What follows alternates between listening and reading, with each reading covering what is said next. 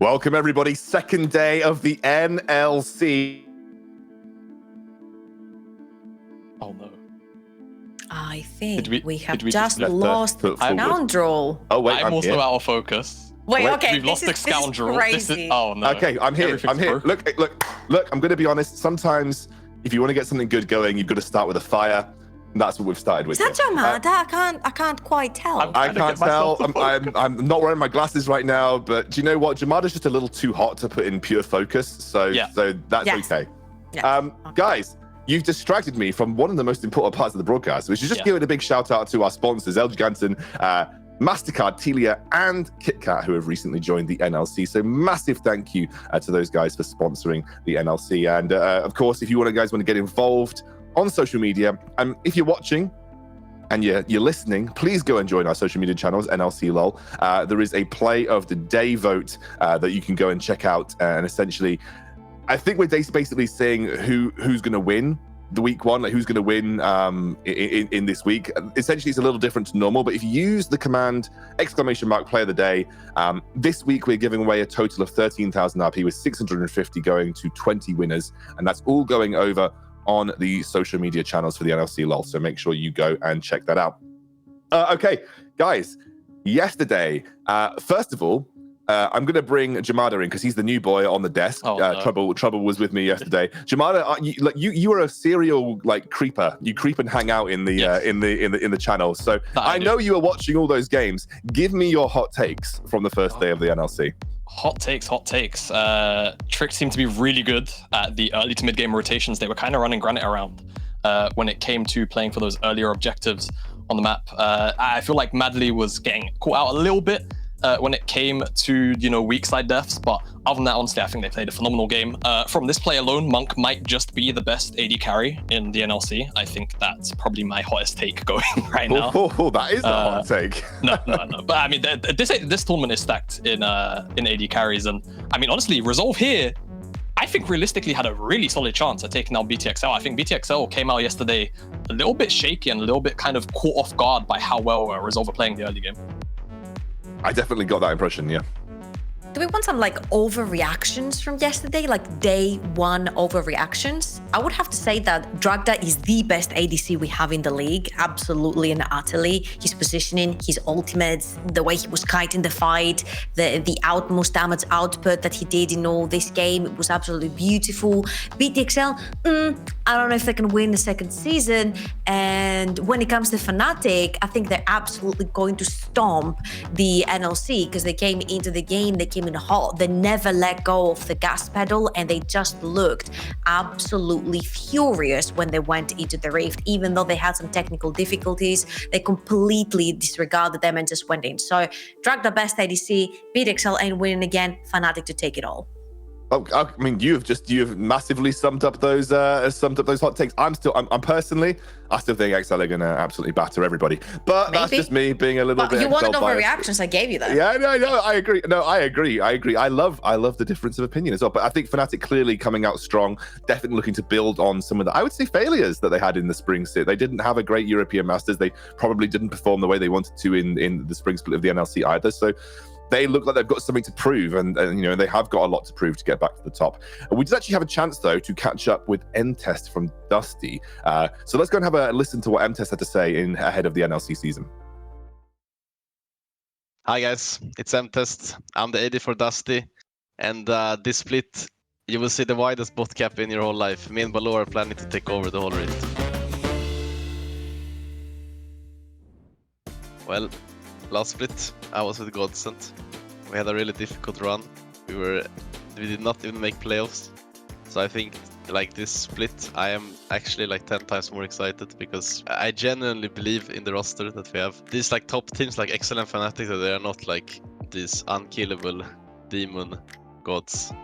Well, I like to work out because that actually helps me, my performance as well. I really like to cook. I think that's it's a great hobby of mine. My best dish is a pasta pomodoro. Maybe if you guys are lucky, I will tweet it sometime soon, and I will show you guys. I mean, I was sitting by the computer when I was 2 because my older brother was playing Tibia. I don't know if you guys know this game, but it's a really OG game. He had this nickname M-Test in that game, and our surname is Emtestam. I literally just stole that name from him. He was yelling at me for it. I stuck with it. I was playing a LAN like I think this was like 3 years ago. I was playing with SPG and they had I had No Way, like the German streamer, as my mid. I stole Baron with my Ash W. That was like really, I will probably always remember that because it was, I could feel the stage like shaking. So it could be that I'm playing Jinx and the other guy is playing Kai'Sa. So I have more range than Kai'Sa, so I should get the push. But then the support, maybe the support matchup is really different. So like in bot lane, it really matters how you're communicating with each other in bot. People always laugh when I answer this question because I think I would go pro in like another game, like CSGO maybe. I played it a lot recently. If I wouldn't be doing any sort of like competitive esport, I would probably just go back to studies, honestly. You know, M-Test obviously coming in as part of the Dusty roster, who I think... He thinks that... So, Jamada, what do you think Xscoundrel really thinks about that? He finished his sentence and he didn't even realize he cut out. That's very No, sad. he didn't. He didn't. It's fine. We realized. I have no idea what's happening here, guys. Every time we come back to the cameras, it does the same thing. Yeah. And I'm like gone for a second and I'm suddenly back and it's perfectly fine. No idea why that is. Guys, should we take a look at the standings? Let's have a look at where we are in the groups.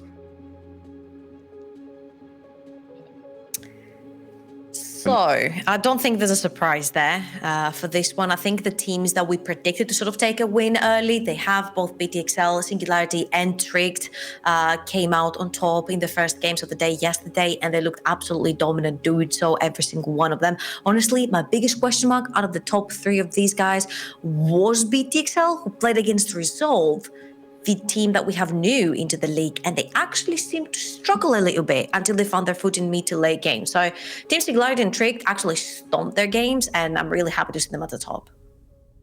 Yeah, I totally agree. I think Resolve yesterday, they came in with a pretty clear game plan, and they just quite simply caught XL off guard for the first sort of 15-ish minutes moving forward, and they just couldn't quite keep up until in the mid game we saw some fumbles from Resolve. So yeah, totally agree. I think XL, slight question mark there, but I think as time goes on, they're going to prove that they are still probably our strongest team in the tournament.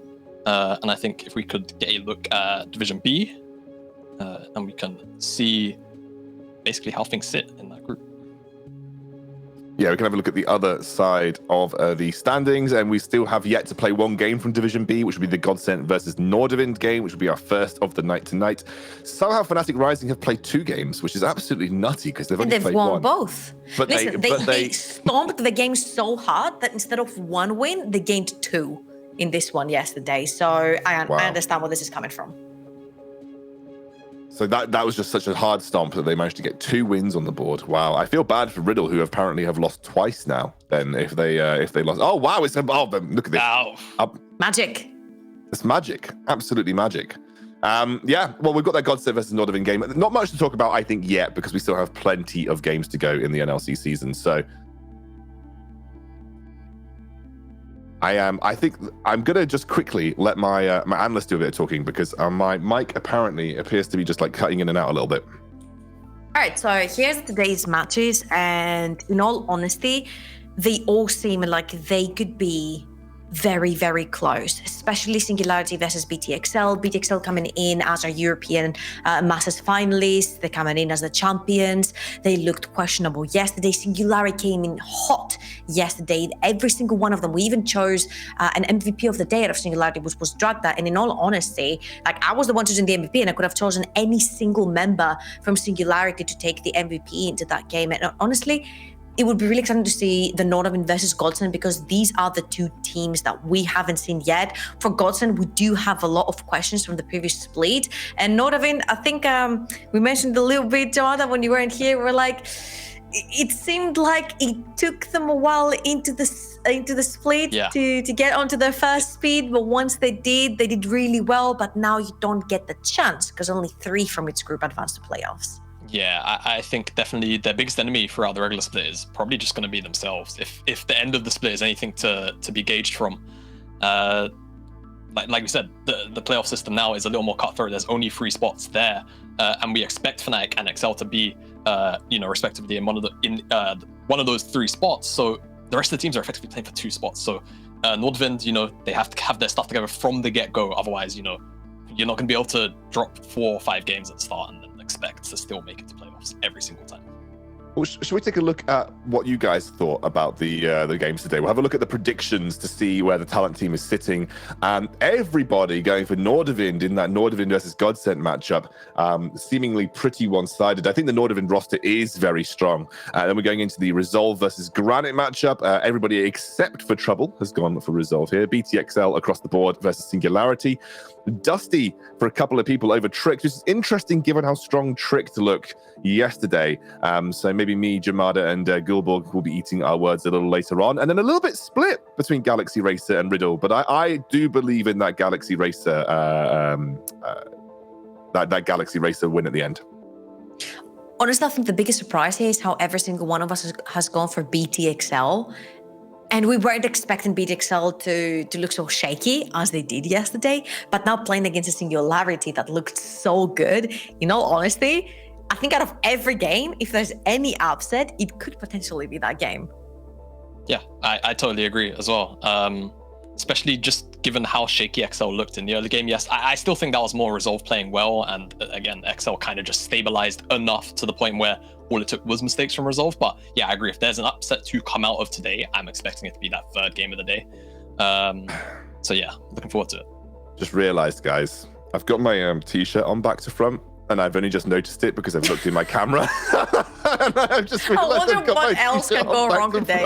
I'm really scared because nothing has gone wrong with on my end, and now I'm really scared. Honestly, I had the couple of tech issues with my microphone and with my connection at my parents, because I don't have connection in my house right now. Long story. I've ranted about it on Twitter enough. I'm not going to rant about it on broadcast. But my parents' connection is really stable. It's fiber to the house, so it's really good. But I've looked at I just looked at my picture on the broadcast, and I was like, oh my gosh, I've got my t-shirt on back to front. That's how my intro to the NLC has gone today. That's how my life appears to be going. Guys, I think we should just, put you out of your misery. I'm going to turn my t-shirt around, and we're going to get into that first game of the day. We'll see you soon.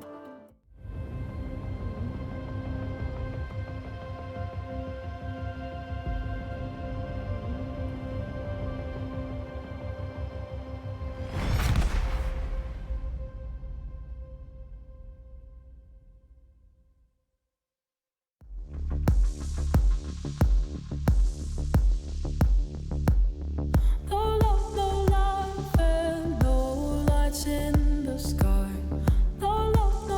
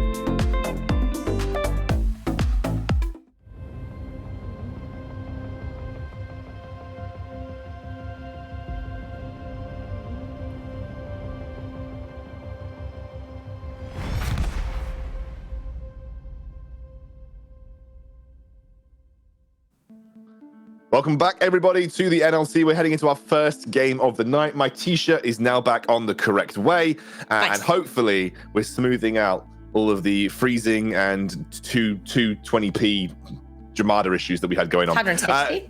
160p, there you go. Thank you. I can't even use numbers. Nordavind versus Godsent. This was a bit of a banger back in the previous split. Always there's a bit of rivalry that opened up between these two organizations. The Nordavind have got a very strong roster.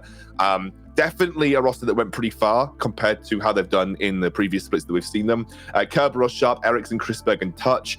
Extremely veteran players, very high skill cap. I know if I let Trouble talk about Chrisberg, she probably would take up the entire draft segment just talking about that man. So, I think Are you worried he's going to be my MVP of the day, X-Counter? Maybe. Godsent, though, Kubu, Aesthetic, Six, Yusa, and Sveni. And I'm really excited to see Yusa again because I haven't really caught up with Yusa as of late, but he's a very, very good AD carrier. Jamada's waving, so I'm actually going to let Jamada do a bit of talking. Because I had the pleasure of casting Yusa all the way throughout UKLC last split. And honestly, he was one of the stars of that roster, him alongside Soph, who of course Soph stuck with Resolve moving into the NLC. Yusa moved off the roster here to Godsent. And he just had a bit of a field day in the UKLC, and I think rightfully so. He's definitely above that kind of skill level. So here, I want to see him really, sort of leave his mark on the NLC. So I'm expecting him to try and make things happen quite frequently, and I kind of want to see Godsent try and play towards Yusa and Sveni, because Sveni even helped Galaxy Racers make it into the NLC for the relegations as well. True, it's true. And I think the big point where I want to make in any team aesthetic plays in is that he's always the big rock of the team, right? He's always the one that you can rely on. He's always the one to sort of pull the snake out the boot, freeze team off of pressure. And even when he was playing in an M&M where there were like full fires everywhere on the map, Aesthetic would be the one that would like pull multiple hoses and try to extinguish every fire on the map and try his best. So I'm looking at him to get a high pressure jungler onto the map, something like the likes of ODS, something like the likes of Rumble, and try to create havoc all across the board. Yeah, and all of those junglers are pretty much available, like a lot of the S tier ones. We've seen Viego Bandoy as well. Teams are still kind of waiting to see exactly how strong he is. I watched a game of SL the other day, and Viego, I think it was Maxlaw piling it, absolutely popped off on it. And it did not look balanced, I'll put it that way. Godsent, they're going to lock in Lee Sin and Kai'Sa. I think Kai'Sa for Yusa, very sort of staple champion for him. And Lee Sin, I think, had 100% presence yesterday. So I'm not too surprised to see him locked in here. I'm not entirely sure about him going to the top lane, though. I think Renekton is one of the few champions that can kind of bully him out. So I am probably expecting this to go at least towards the mid lane or to try and be flexed away from this Renekton. I imagine that, but that's maybe why we saw the Renekton first pick coming from Nordavind, because, if you don't pick Lee Sin, you pick something that does well into Lee Sin for Kerberos. But you could flex this Renekton mid. Like, definitely. You're probably trying to mirror wherever the Lee Sin's going with the Renekton, right? And it's all a bit of a draft mind game at this point. Rumble does get locked in for Sharp, though. We see the Leona coming through. Another support that has been banned frequently. Both Leona and North has been relatively heavy bans throughout the NLC thus far. But it will be a Rel that comes through for Sveni here. So the thing is that I much preferred the Nautilus that they were hovering, because I'm seeing Lee Sin, I'm seeing Kai'Sa, I'm seeing backline access, backline dives, everyone all in, you get an all in mid lane, or you get an all in jungler, you can just make it work just like that. But right now they felt like Godsent needed to prioritize their bot lane more than they needed to prioritize their jungle. And this sort of eliminates the factor where I said, get Aesthetic on an S tier high pressure jungler and try to snowball through that. And right now, Nordavind has been able to lock in an S tier jungler for Sharp, and they can take out any of the junglers that they think could be an S tier opponent for that champion as well. The Udyr is still up and available for Aesthetic if you choose to go for that. There's other things as well if you choose to go more tanky. Of course, we're on 10-10. Yes, the changes have come in, but usually we don't see players wanting to play something more tanky, more gank heavy until 11-11. Yeah. But there is the Volley Bear, which love that. Now, there is still obviously things open here. Volibear very likely going to the jungle, but that flexibility exists for the time being here for Godsent. You can never be 100% sure. And it does mean that Nordavind are essentially going to have to reveal their lanes unless we get some sort of like double flex between Renekton and whoever chooses to go mid here. Let's see where Nordavind choose to round things out, though. Vayne seems like an interesting one. That could go through. I think honestly the conditions are there for it to be locked in, because there's not really a lot of hard CC that's point and click available to Godsent right now. It's pretty much just the Volibear queue. So Vayne can kind of run wild here unless you see a lot of hard CC come out from Godsent's R5, which is very much easy to lock the Vayne down.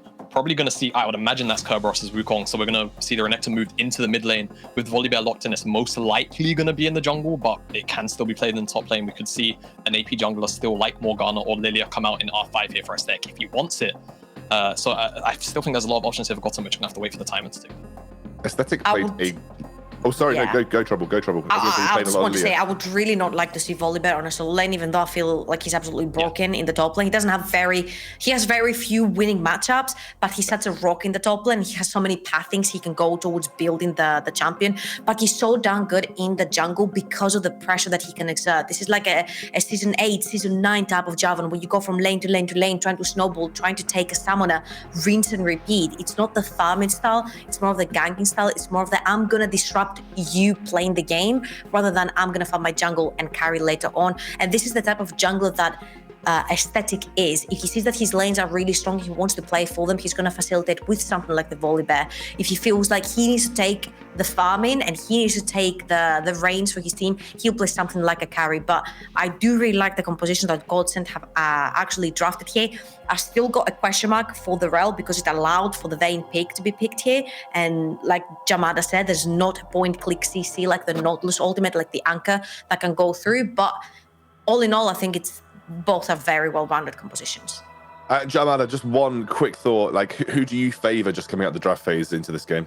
I'm liking the look of what Godsent are running. I think if Nordavind can get the ball rolling through their solo lanes and then use that as a bridge for Vayne to sort of, get a couple of items in her inventory, then she can probably take over the game. I think she's only really got to worry about the Orianna in this composition, make sure she's not actually getting locked down. Yeah, and we call it like, I always used to call these like the escalator compositions, where you have a really strong mid game coming from your solo lanes and your late game is like backed up by that Vayne. But look, let's see how it pans out. We've got that beautiful casting duo again. I think it's Foxdrop or Gulborg. I can never quite tell the difference between the two of them, but we've definitely got Hit Brain. Hand it over to them.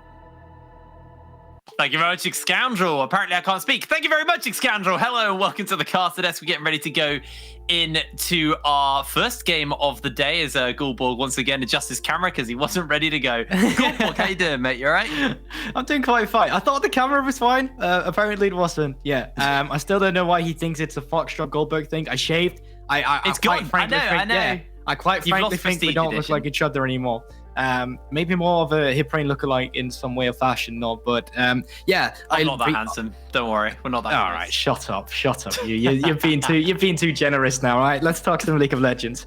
I think that the different rosters, rather the compositions we got here, are quite interesting. We kind of see the same thing we saw yesterday from Nordavind, where it's like, a lot of the teams tend to go for pure AD in the laners now. So like your solo laners and mid laners will be AD, and Renekton was one of these champions, was pivotal for Fnatic yesterday in taking down the Riddle yesterday as well. And it's just facilitated by there being so many AP junglers right now that you actually use. We see the Rumble, we've seen the Dianas. Like, there is just a lot that it enables you to have this kind of aggressive playstyle in the early game. So I expect to see that from Nordavind again. I expect them to see them be aggressive around their solo laners, moving around the map with the priority. And then you have that late game win condition in that lane. I very much like what they put together on the Nordavind roster.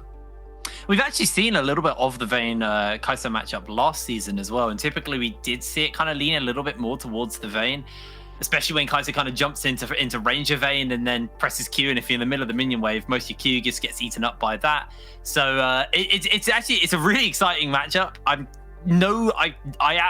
know Chris Burke can pilot this champion. We've seen him play it before. So this is going to be a really, really fun bot lane to watch. Like, genuinely really, really fun. If you're wondering why we're still on our faces, as you can tell, today's been a bit of a dumpster fire for us. Jamada's camera phasing in and out, like Scoundrel freezing, poor Trouble with a migraine, and then we've just had a crash on our end as well. So hopefully it won't be too long before we get into the game, but thank you for sticking around for us. So yeah, I can take it. I was going to say now we just talked about Nordavind. Let's just talk about Godsent a bit here that we also got here. So it's the first time we're going to see this new Godsent roster as well. Wait, is it? Oh, is it Godsent? It is Godsent. What's wrong with me?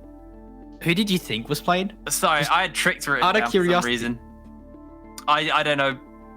I know what I did. Our fourth game today. God. So basically, what happened? Are you okay? Just to get some, no. I'm not okay. Just to get some context. When we do the show, I have a notebook in front of me, and on the notebook I just write I write the matches for the days down, and I started by getting it right. So I put Nordavind, and then from Nordavind onwards, I put yesterday's matches. So I got Nordavind versus Trix on my thing for some reason. I was like, wow, I can't believe Fnatic and Riddle are playing again at the end of the day. Wow, okay, but how about I introduce the Godsent roster to you now? So we go and introduce us to the Godsent roster. Yeah. So we got new players coming in that we obviously haven't seen earlier, and I think there is going to be some question marks as well because some are starting out with a competitive career, or at least it seems so. So that is 6'10" in the mid lane, who seems like he has a pretty aggressive style. He goes for the Aurelia, the Jays, and Lucians as well in the past, but obviously is able to control these control mages ago. So I kind of expected him to go for like the AD composition as we see from Nordavind actually, but Godsent decided to go with the control mate matchup instead. And then Cooper in the past, someone who has played carry top laners as well, but also like mostly like to play daily scenes, the gangplank. He's very flexible, so I expect to see that out of them. But I think the true stars of this roster is going to be a bit what they talked about early on the analyst desk as well. Aesthetic inducer. I think that is going to be what we're going to be looking at. I think it's going to suit them very nicely that you have aesthetic on the volley bear. You can skip a couple camps, can still clear. The camp timers are more slow, so obviously you get more time for ganking, and I think that's going to suit them very well. So I expect Aesthetic to start on the top side of the map so he can lay that pressure towards user. And then we talked a bit with Svenne last season after he promoted with Galaxy Racer. He was on that roster formerly, and he talked about how he was formerly a top laner, now he was a support, and all he wanted to do was just go in all the time, get these engaged supports and just flip. And I've had Sven on my team before when I was a coach, and he was initially the guy to me that invented the flip on our roster. He was just let's just flip it, boys. We flip this Baron. He loves just going in. He loves engaging, and I expect to see that here as well. So Aesthetic, start topside towards Sven, and then I want to see that flip for them because that's what I'm expecting. Alrighty, well, we're on to the Rift finally for our first game of the day. This is Nordavind versus Godsent, not Tricked. I'm an idiot. And what is this thing here, Jake? What's the next MasterCard Nexus inside? Oh, it's been up for a while. Nordavind had kept their roster from spring, where they had an incredible playoffs run, losing to Fnatic, rising 3-1 and finishing third. It was a good run for them. It genuinely was. As much as it went, they had a good run. They lost. Like, actually, it was worded a bit bad. They did have a very good run. Making third, impressive stuff from Nordavind. It's also from the way they came. They had such a slow start to last year's season, or last spring season, just because nothing worked out for them. They kept fumbling around the objective. It was like the early game for Nordavind was always really good, but then it came to like the later fights and they just kind of would always mess up. So you can't really allow yourself to do that now, specifically when you got Chris Berg on a Vayne as well. So counting on Nordavind to be more stable in their condition, but this is the same roster that we saw from last split, and I'm expecting them to have a small edge over the other teams just because they don't have to waste this time where they're kind of gelling together.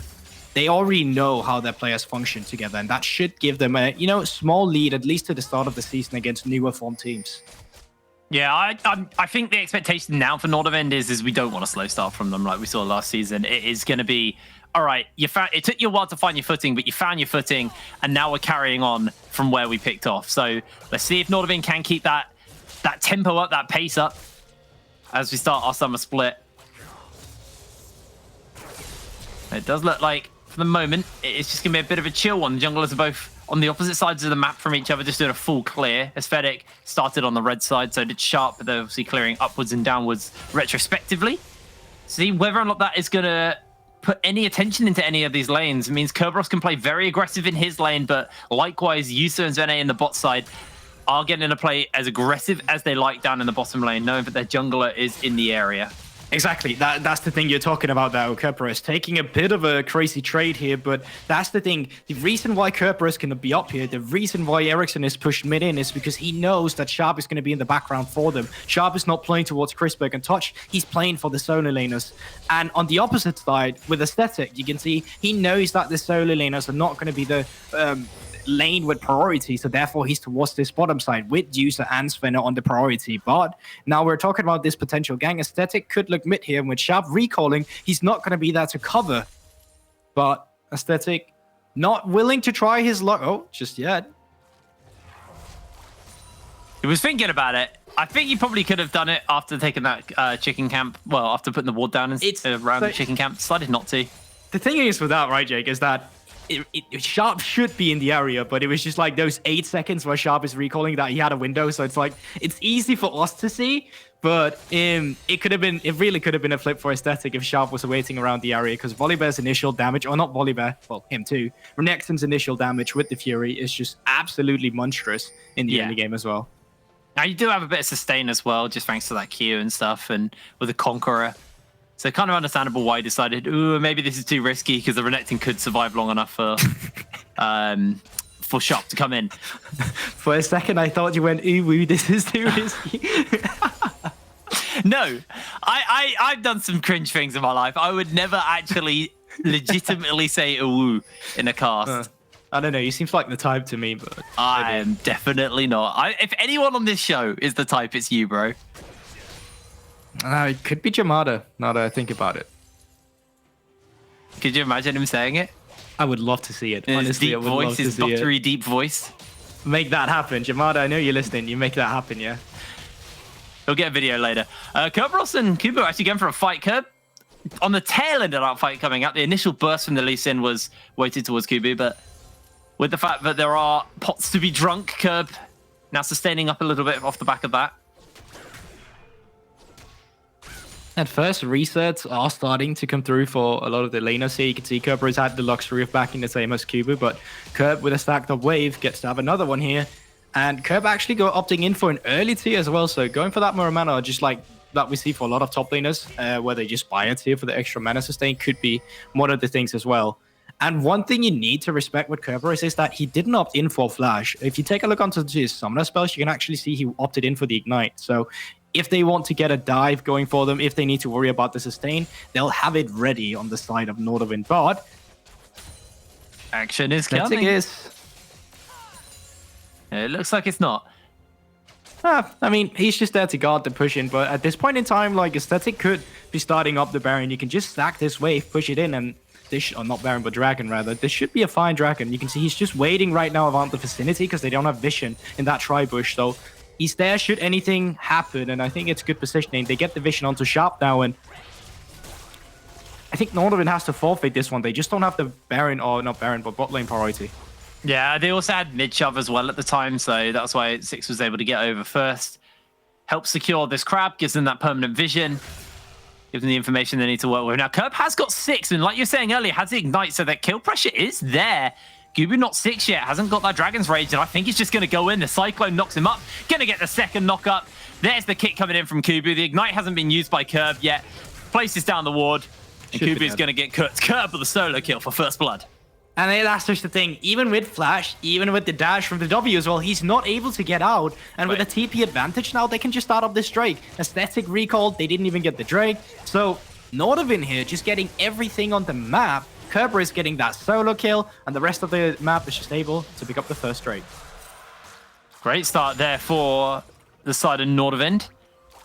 Six is just trying to get a little bit of poke onto Ericsson. Ericsson still got that flash, so not really under any real threat right now. Chrisberg and Touch, a little bit low health here. No ultimates available to Yusa or Zvene, so just looks like they're going to shove in this wave and call it from there. I mean, we talked about it this very moment. He hit 6 right here, so he had the Dragon Rage ready for him. But the thing is, it's not really a Dragon Rage of disengage. He's kicking him towards the tower. So really easy for him to actually get out there. In hindsight, should probably have gone for the insight just to kick him away so you create distance with the flash. And you kick Kerberos away at the same time. But I think Kuba just did not expect the damage to come through. And with the Ignite, there was no way he's going to sustain it up in that trade. Looks like Godsent's answer to everything, though, is going to be this Rift Herald for themselves. Resets have come in from the side of Godsent, and Use is actually already making his way over as well, so but a little bit quicker here, and it does look like Crispo's just going to stay in this bottom lane. Can't really do too much about this. Rift Herald's going to fall, and that's a freebie for Godsent. I would love if he could just, got a bit of plating down there for Crisberg. If they could have stalled that Herald plate just a bit, that would have been really lovely. Sharp. Does have to be careful. Has got that harpoon, and Touch is making his way over. So is God. As they're going to look to kick the kick off onto Curb. Curb still got the Cyclone. Going to jump in and find the knock up onto one. The ball is there. They're looking for that Wombo, and Sharp is going to cook himself. Zvene for the second kill for his team as the recall's going to actually get interrupted as Spheric has to use himself the ultimate to clear the wall.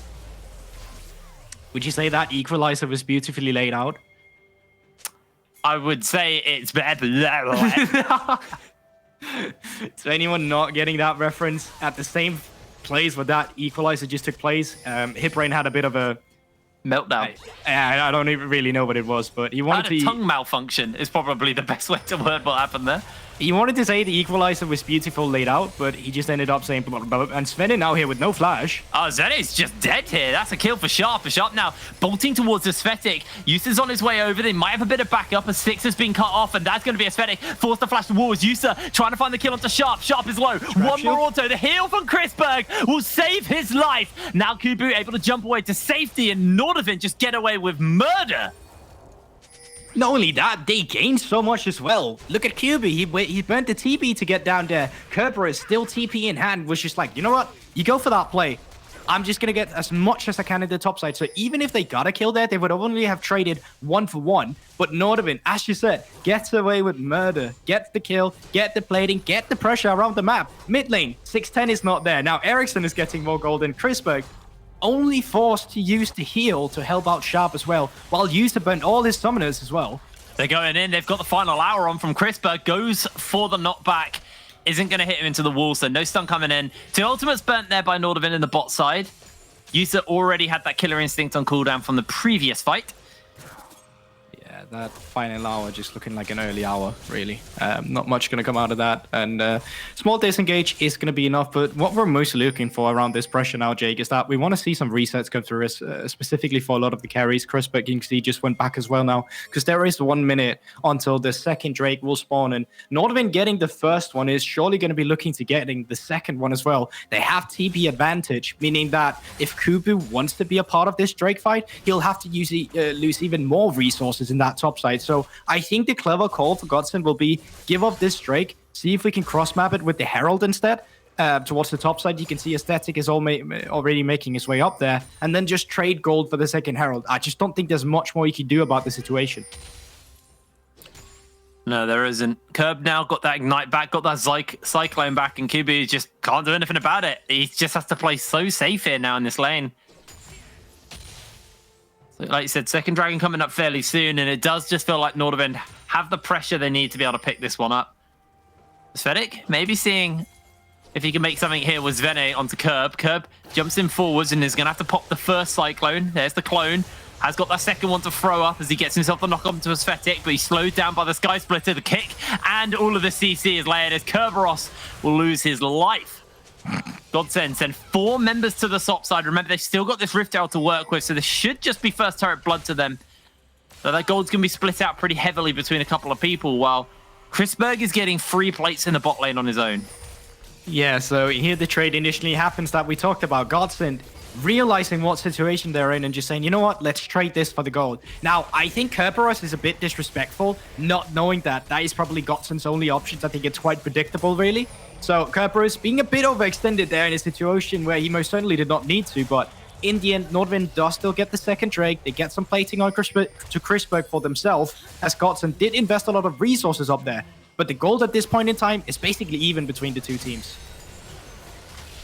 Sharp's just going to steal away a couple of jungle camps. They did get 3 plates for Crisberg.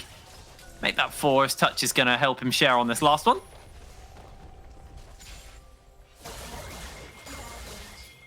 So when we take a step back from that play, Kerberos sure went down and they did find themselves first turret blood, but the gold lead is still in favor of Nordavind. Now, it's a very small amount, So Ericsson is just going to stride breaker into 610's face, and actually he's just killed it. That was just a straight up solo kill by Ericsson. And 610 just watched that happen. He was like, oh, that's a TP. That's the crocodile. Oh, I'm dead. That's all that happened right there, really. So quite an interesting situation coming out from 610, dying with flash up as well. But I think he just realized as soon as he was overstepped, burning flash, it was only going to get followed up by Ericsson. So he decided just to save it for a better situation. Maybe for the third Drake that will come up in 3 minutes. Had he flashed there, it would not have been available to him. Yusa needs to be a bit careful here. Oh, Yusa might just be in trouble. Ericsson locks him down. There's the equalizer. Not beautifully laid out, but the solar flare lands perfectly on his face, but it's not going to be enough to find the kills. Now, Svedek is looking for the kill onto Sharp. Sharp flashes the wall. Yusa, Killer Instinct not available. Probably want to pull that trigger anyway. Is going to jump into Ericsson's face and get a fair amount of damage put into him. Has got that Kraken Slayer finished up. Chrisberg will take the turret in the bot lane. Here's the flash. Here's the Magnet Storm. Teleport's coming in. The shockwave's been laid down already. And the tower going to get turned off by a Svedek. But Curve finds himself the knock up, and the tower actually wasn't hit. So Nordavind do fight back with a quick 2 kills. They really do, and you can see I like the proactivity from Godsent in general. I think proactivity in this meta is basically what nets you these games. We've seen so many times how it's so hard to come back from teams that's just snowballing, and it kind of is the one who plays around the pressure that's going to benefit the most. But going for that dive there in general can just be a bit optimistic, but it seems like it's enough to kill the tempo from Nordavind as well. After that TP came in from Kurt, he kind of had to back away, and they can get the second Herald. So while they trade a 2-for-1, they do get an extra objective, but what they do with it is basically going to be what determines if the play was worth. Yeah, I don't think that tower in the mid lane is quite low enough for one charge to secure its fall as well, so they will have to escort waves if they want to take mid wave. As did Sharp steal that? Yes, he did. Yeah. I didn't see what hit it. I assume it was his harpoon, or maybe his flame spear. Either way, Sharp able to steal that one away. A small win for them. Yusa is the one with the Rift Herald. Is currently in the top wave, where I expect him probably not to use that as the equalizer. Oh, no. He was a little bit too wide, and 610 able to survive. I saw a montage of the first week of ERLs when junglers started picking up Rumble, of them just straight up missing the ultimate a lot of times. I think the mistake people use, like, don't try to have it on Smartcast. Just put it off. It's so hard to use with Smartcast if you're in a tense situation. Way it really is, just actually. Get used to it. Yeah. I think there's a few summoner spells sorry, not summoner spells. A few spells that I actually think you shouldn't use in Smartcast. Equalizer being one of them. Victor E for me as well. I can't use Victor E on Smartcast. I don't know why. Red team's turret has been destroyed. This is when we're meant to talk about this, Skullborg. I don't know if you're new here, but there's the shockwave. Ericsson gonna find himself caught out, and Yusa just secures the kill. Tower is low, but it's not quite low enough, and now Curb's actually coming in onto that flank. Has got himself the Cyclone, caught out by that Magnet Storm as Touch has made his way forward already. Curb secured himself one. Kubu locked down by the Solar Flare, and Kubu able to escape with his life for now. Yeah, sorry, I thought you were the play-by-play caster when that dive happened, so I thought he was going to take over. But yeah, that is a Drake spawning in 40 seconds as well, and with the tempo kind of killed there. Like, these fights we're seeing right now are mostly just for pressure. Rift Herald is up as well, and I think that Godsent is going to be saving that Herald for when the Drake initially spawns, so they can just get that instantaneous mid lane pressure. So it's a thing that's very hard to get around, specifically when you're playing against the Rift Herald. So the only way to really counter it is just if you have infinite pressure in the mid lane for yourself of killing that turret already, or if you're just able to kill the member with the Herald in charge. So I think that's kind of what we're waiting for here. You can see Nordavind, they're already feeling confident enough to just get in there, and you can already see we got loads of games geared up for you today. We're starting up with this one, but Singularity BTXL, something to look forward to. Trick, Dusty, and obviously Granite Resolve and Riddle Galaxy rounding out the day. So lots of bangers for you today, but we do still have this fight, and it looks like from the posturing of both teams right here, Jake, that we might be in for a team fight. We're definitely going to be in for one. The Herald's going to get put down by Yusa. There's that pressure they were looking for. Nordavind actually should be able to deal with this fairly quickly, and Kerberos is kind of just gatekeeping the river right now, so charge should come down, as they're not going to be able to get to the eye in time. They're going to do a fair amount of damage as There's the equalizer. There's Kerberos sliding in. They got the solar flare and they get themselves the kill. Chrisberg finds himself one. You make it another for Kerb. Zvene is going to get picked up on the tail end as well. And that is just 3 quick kills for the side of Nordavind. They're not even fussed by this dragon. They want the tower. And that's the thing. Like, we just see the... like how far ahead they really are with these champions on the side of Nordavind. It's so easy for them to play the fights with frontliners that do so much damage. As Godsent right now, you're so busy having to deal with the damage from Kerberos, the damage from Sharp and Ericsson, and then to top all that off, there's just a Vayne in the background, free hitting you with the press attack, putting in that extra amount of damage. So it's really not an easy situation you've been put in after the draft there. Now 3 Drakes to Nordavind, sole point for them. And we talked about Nordavind as a team for quite a bit here in the early game. They were usually a team that would get all the Drakes, but then they throw it away in the early game. But right now, the way Nordavind are playing, it's just clean. There's no mistakes from them. No, really, really clean stuff coming in from the side of Nordavind. Got themselves a 6,000 gold lead right now. You can see what that's being reflected in the 1,600 gold, not 16,000, 1,600 gold onto Chrisberg. He's already got that Immortal Shield bow finished up, so building towards most likely a PD.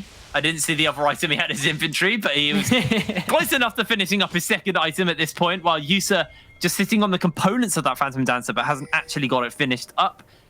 Other than that, everybody else is slowly but surely starting to finish up their second items. Kerberos just finished his Manamune, and it's a couple of stacks away from being finished up as well. So that's going to be fully geared up and ready to go.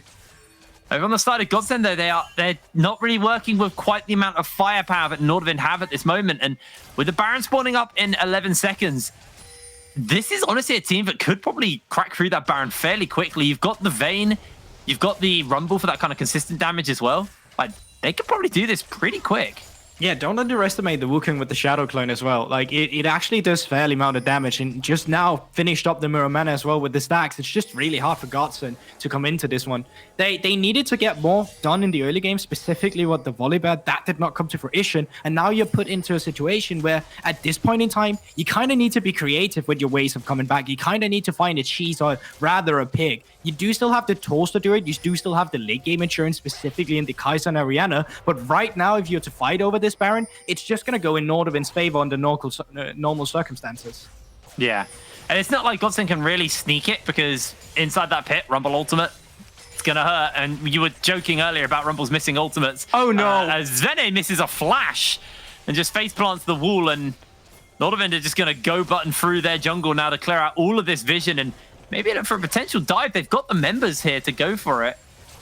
I don't think they're going to quite greed this early. Ericsson has to be careful, as Aesthetic and 610 have found him. They've got the Shockwave, they've got the lockdown. He pops the Dominus, and Aesthetic maybe overstays his welcome as the red carpet is laid down. Solar Flare beautifully landing in as Chrisberg getting all of the CC thrown onto him. But Yusa will lose his life, and Chrisberg remains untouched, flashing forward for the double kill. And Aesthetic will go down to Touch, but Touch gets kicked and Curve slides in, finds himself the kick up with that Cyclone, misses on the second half, but one more Harpoon by Sharp will snipe for the kill, and it's an ace for Nordavind. And that's just the Dark Harvest Rumble coming in there to finish it off. Loads of time we see the Predator, but Sharp there showing why he went for the Dark Harvest there instead. Incredible burst damage with the Night Harvester as well. And it's what we talked about, Hipbrain. It's like they need to find a creative way, Godsent, to just engage there. They saw Ericsson out of position. They thought they had enough damage to just get him down, but it just wasn't enough. It's what, as we talked about, under normal circumstances, Nordavind is just miles ahead right now, and that's kind of the issue we're dealing with. You need to be creative. You need to find a pick. They tried to do it with the flash from Svenne, but it failed. Let's again just have a look at this fight. It started by overextending onto Ericsson. And initially, like, if they're even right here, this is not even a bad catch onto Chrisberg. He's caught out, goes down to half HP, and has to kind of outplay it mechanically a bit by himself, flash in what potentially could have been a shockwave from 610, but nothing is just going to come out of it. They're too far behind as of right now, and that makes sure that Nordavind can just take these cocky team fights in the enemy jungle without much vision, because under normal circumstances, Ericsson should have been dead. He's just face-checking there. There's no vision. He's just walking around to get caught. And here we kind of see the cheese, the creative players. They're trying to find something in the bush, but no one's really biting onto the bait. Yeah, and Yus is trying his hardest to hold these waves, but with Chrisberg holding this cannon has to pull in the rest of his team, and he's now getting closer towards that Infinity Edge. Got the BF sword off the back of that base, along with an additional crit cloak. Dragon Soul spawning up in 40 seconds. Actually, really nice for a Vayne. He popped that. Is it Night Hunter? I've forgotten the name of it. You pop the old Final Hour. I said it earlier. Final Hour. Yeah. When you press the Final Hour, you get all that extra movement speed plus the invisibility on your Q. It's really, really nice actually for a Vayne. Yeah, for sure. And that's the thing, like, there's so much pressure onto them right now. Even they can just go for that Drake whenever they want to. They got a beautiful 1-3-1 set up. I feel like that's kind of just the name of the game right now in this meta. We saw it a lot yesterday as well. 3 people in the mid lane, pushing in, getting the pressure. Too many people has to respond in the mid lane. Well, then it's really free for them to just get stuff done in the side lane. And then if you want to do anything in the side lane, well, mid lane is just going to be pushing down here. And you can see Chrisberg feeling very confident on the Vayne. And it's just a Chrisberg special, really. Kaiser Vayne, those are his mechanical champions that he loves to play in that AD carry role. Yeah, really do suit his style. As this tower is just being hammered away. They don't really have any ability to be able to deal with this cannon. Yusa can occasionally throw a W out, but he has to get in close and personal, and this cannon is just going to finish up the tower. The first base structure will fall 24 minutes onto the clock. Ericsson also has a cannon himself to work with. His 610 will struggle to deal with that one. Curbs, cannon in the top lane. First and Hip's going to fall down, and Nordavind are looking just to collapse on this bottom wave as Curb should be able to hold his own in the top side for the moment. Touches standing guard as Chrisberg's going to get forced away. Aesthetic tries to jump in forwards, but not going to be able to find his opportunity quite yet. And slowly but surely, they should just be able to trim the rest of it away here. They feel like, all right, we got enough here. We got the mid lane inhibitor. Let's just get that Cloud Salt now that you talked about. Like, it is great for a lot of their champions. Wukong, extra movement speed on the Cyclone. Renekton, after stick potential with the movement speed you get from the Dominus. And of course, Vayne with the kiting. Like, everything right here is just really nice for them. The cooldown, not so much. This is champions where you usually will have the cooldown up for the next fight, so it really doesn't do too much, but you do get the extra passive movement speed as well, and obviously, you can't complain about that. Oh, 25 minutes into the clock. Infinity Edge has just been finished up now. GA for Kerberos. So Kerberos with the GA and that stopwatch, that to me screams that he wants to jump into the middle of these fights and start blowing people up. You've got the Sterix and the stopwatch onto Ericsson as well. A lot of survivability onto the people who will be jumping into the face of Godsent. And when you've also got that Zhonya stuff factor in, there's effectively 3 statuses now onto the side of Nordavind. To me, this signals it's go time. They can hard force if they want. They've got 2 minutes until the next Baron comes up, so I think they'll probably hold on that until that comes up. That'll also give Sharp and Chrisberg their flashes back, and Ericsson as well. So expect around that moment when the Baron comes up, Nordavind will just try and force and bait Godsent to come fight them on their own terms. You know what? I'm gonna say they're gonna bring even more tempo. They're not gonna wait for that Baron. They're gonna keep the pressure up, and they're just gonna try and take the deciding fight. I would love for that to happen. I would love to see Chrisberg go in and just start the Vayne spotting, because I feel like they are in a point right now in the game where they don't need the Baron. Obviously, it's gonna be the play there's mostly by the book, but just looking at the gold right now, like, there are more than 10k ahead right now. This is a huge deficit between him. Like, you're looking at goddamn Grand Canyon in between this gold difference right now. It is an enormous gold lead, but flashes have now come back up. Ericsson just ticked over to get his. Sharp's now got his. There's that equalizer. 610's been caught that. He flashes away from the stride breaker, and that's going to be the turret brute force down as Stormbringer gets used by Aesthetic, but that might be a little bit too greedy for him as Kubu lands the kick. Aesthetic locks down Ericsson momentarily, but Kerberos comes in invisibility, gets himself a 2-man Cyclone, locked down momentarily himself as he looks for that second Cyclone, only knocking up 2. Kubu gets a good kickback to disengage as Chrisberg flashes away from the shockwave, and Curb secures a rampage. Kubu knocked into his own Nexus and goes so low, able to survive, healing up on the fountain as Chrisberg, he is Vayne spotting, he's looking for 610, can't quite find the kill as the Zenith Ray is going to connect onto Yusa. Yusa loses his life, and Godsent are just forced back onto their fountain. They have nowhere to go, they don't have the damage to deal with this, and Nordavind, 27 minutes on the clock, will take this game. Not before padding those stats a little bit more. If anything, just buff up that damage dealt. Equalizer's laid down, Nexus falls.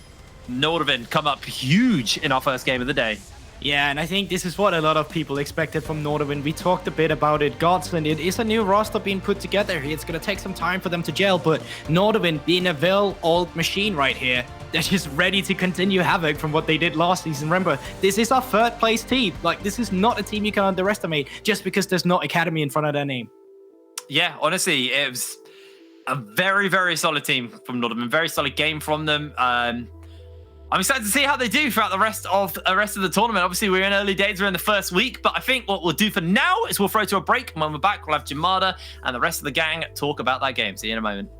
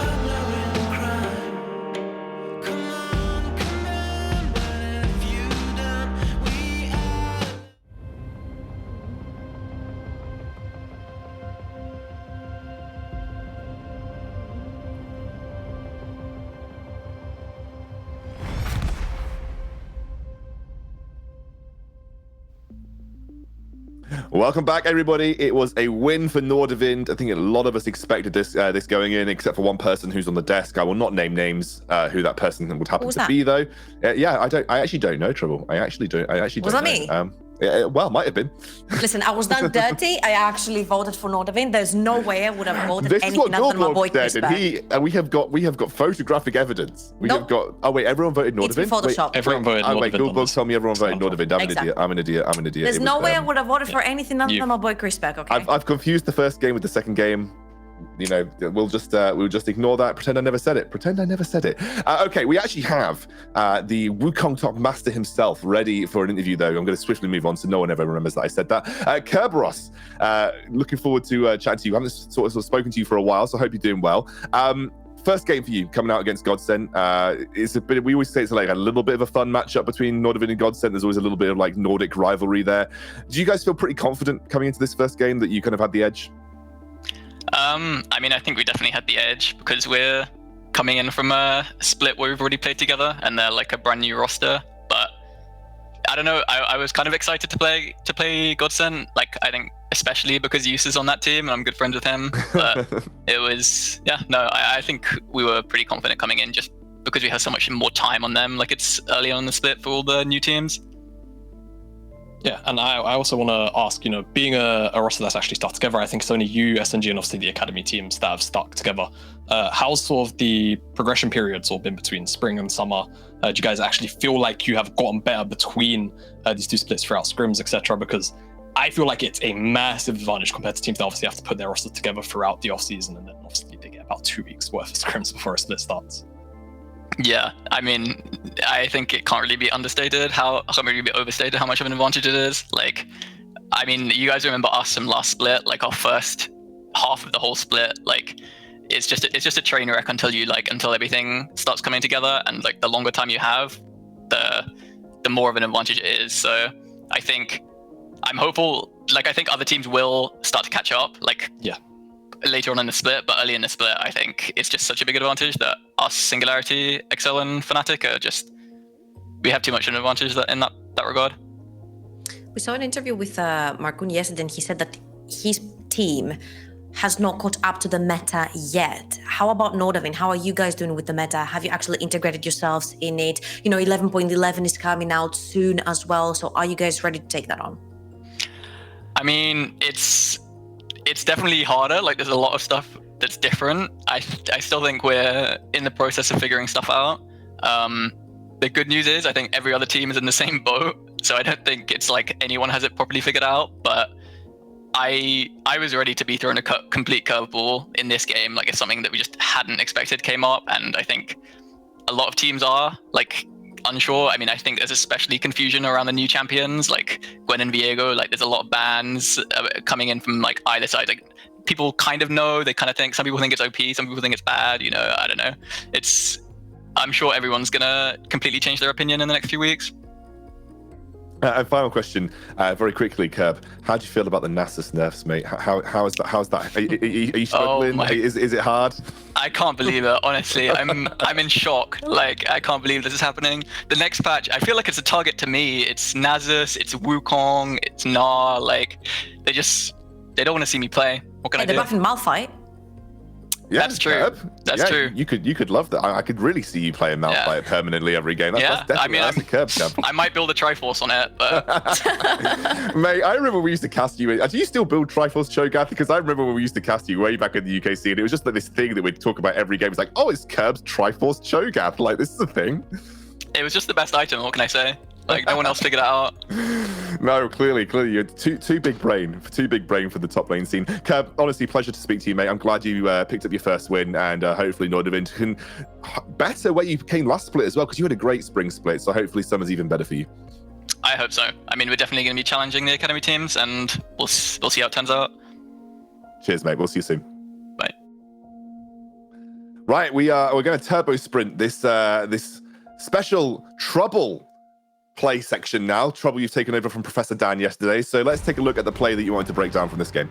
All right, so I don't know how many shapes and lines and dotted things I can get onto the screen, but basically the play right here is Godsent are trying to stop this two dragons from becoming 3. So the dragon has spawned, as you see on the minimap, and they're trying to create pressure with the Rift Herald to try and get the entire FTO Nordavind to try and defend that through mid lane. Now, what Nordavind have here going on for themselves is a 3k gold lead. They've got all the massive items done on every single member on their team, and as you can see, the Lee Sin, who's meant to be your power spike in the early to mid game, is sitting on Bootyard sale inventory, so he's not necessarily the most impactful champion in the game. So what does Nordavind decide to do from here? They're like, cool, they're gonna pop the Rift Herald in the mid lane. We are actually going to fight him. Sharp has his ultimate up and available. You will see that Kerberos takes his time to come around and try to create a flank, and whilst everyone and their moms and their dogs are bunched up here, this is the wombo combo territory for the Wukong